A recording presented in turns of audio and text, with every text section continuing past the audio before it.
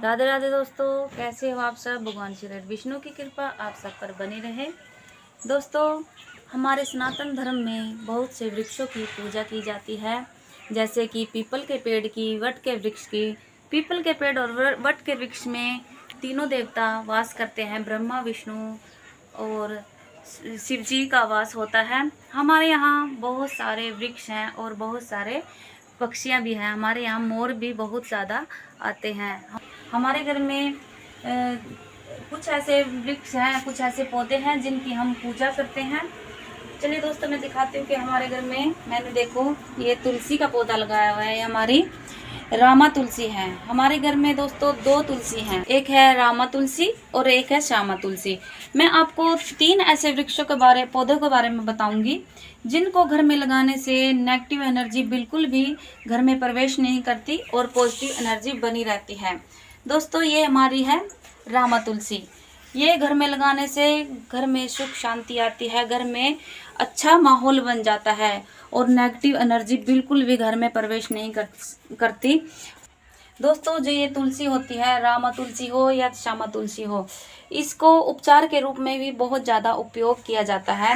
खांसी है बहुत ज़्यादा तो इसका इस्तेमाल कर सकते हैं। श्वास के रोग में भी इसका बहुत ज़्यादा लाभदायक उपचार मिलता है।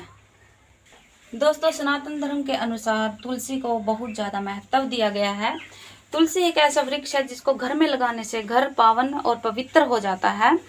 यह यज्ञ के समान होता है अगर इसको घर में लगा लेते हैं।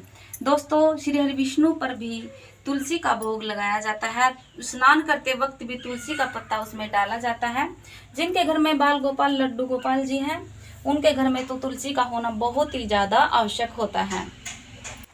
दोस्तों, अगर आपके घर में तुलसी है और उसके पत्ते ऐसे ही मत तोड़ो। अगर आपको ज़रूरत है तो उसी के अनुसार आप पत्ते तोड़िए। दोस्तों, जब आप अपने बाल गोपाल जी को स्नान करवाते हो और स्नान करने के बाद जो जल बच जाता है तो आप उसको ऐसे ही मत फेंकिए। उस जल को आप अपनी तुलसी में डालिए, क्योंकि तुलसी मैया और श्री हरि का विवाह होता है। जैसे कि मैंने भी अब देवउठनी एकादशी आई थी, उस पर मैंने भी अपनी तुलसी का और अपने बाल गोपाल, लड्डू गोपाल जी का विवाह किया था। यह बहुत ही पावन और पवित्र होती है।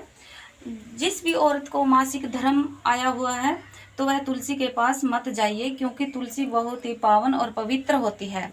यह स्वच्छता में ही रहती है। इसमें गंदा जल ना डाले, इसमें हमेशा ही ताज़ा जल डाले और सिंपल जल ही डालना है। उसमें दूध या कुछ और नहीं डालना है, उससे तुलसी सूख जाती है।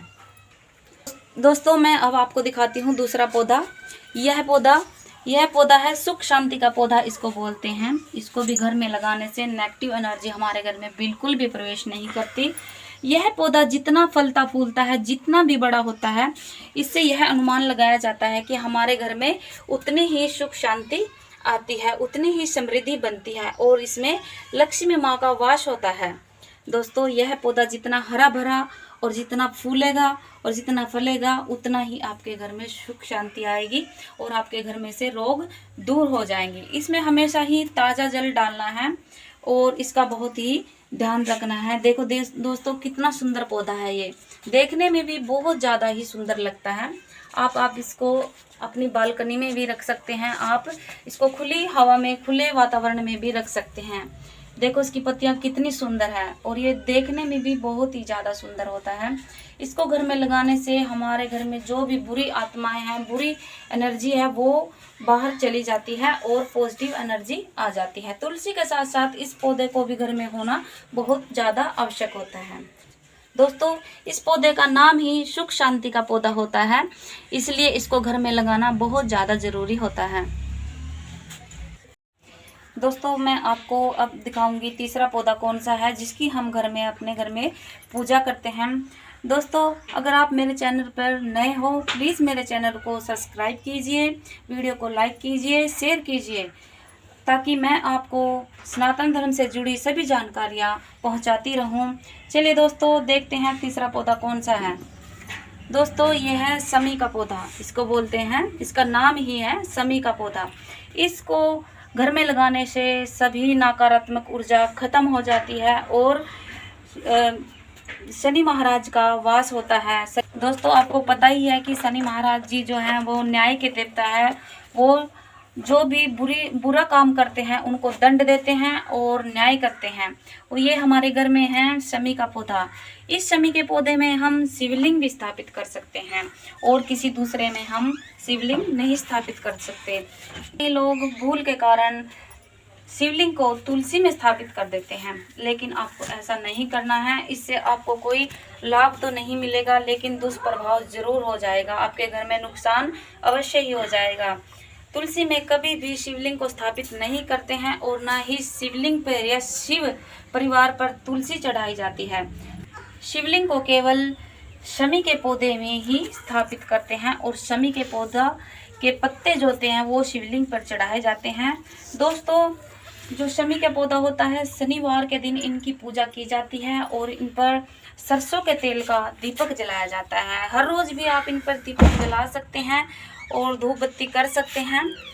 दोस्तों शमी का पौधा जितना भी फले फूलेगा, जितना हरा भरा रहेगा, इतना ही हमारे लिए बहुत अच्छा होगा, इतना ही हमारे घर में पॉजिटिव एनर्जी आएगी।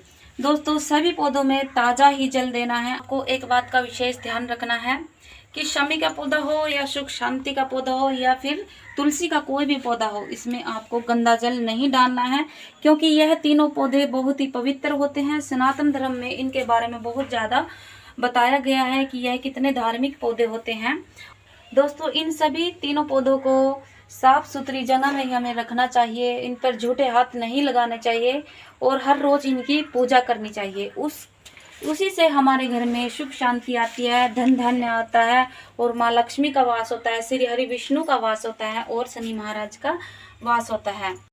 दोस्तों एक बात का विशेष ध्यान रखना है कि शमी के पौधे में रविवार को और बुधवार को जल नहीं डालना, यह उपवास पे होता है। और तुलसी में भी रविवार के दिन जल नहीं डालना है और ना ही दीपक जलाना है। दोस्तों पहले भी मैंने घर में सुख शांति के लिए और घर में कैसे लक्ष्मी का वास होता है उस पर वीडियो बनाई हुई है। मैं उस वीडियो का लिंक नीचे डिस्क्रिप्शन बॉक्स में डाल दूंगी, आप वहां से वह वीडियो देख सकते हो। आगे भी मैं ऐसे ही सनातन धर्म से जुड़ी जानकारी आप लोगों तक पहुंचाती रहूंगी। उम्मीद करती हूँ कि आपको मेरी यह वीडियो अच्छी लगी होगी। प्लीज़ मेरे चैनल को सब्सक्राइब कीजिए, वीडियो को लाइक कीजिए और शेयर कीजिए। राधे राधे।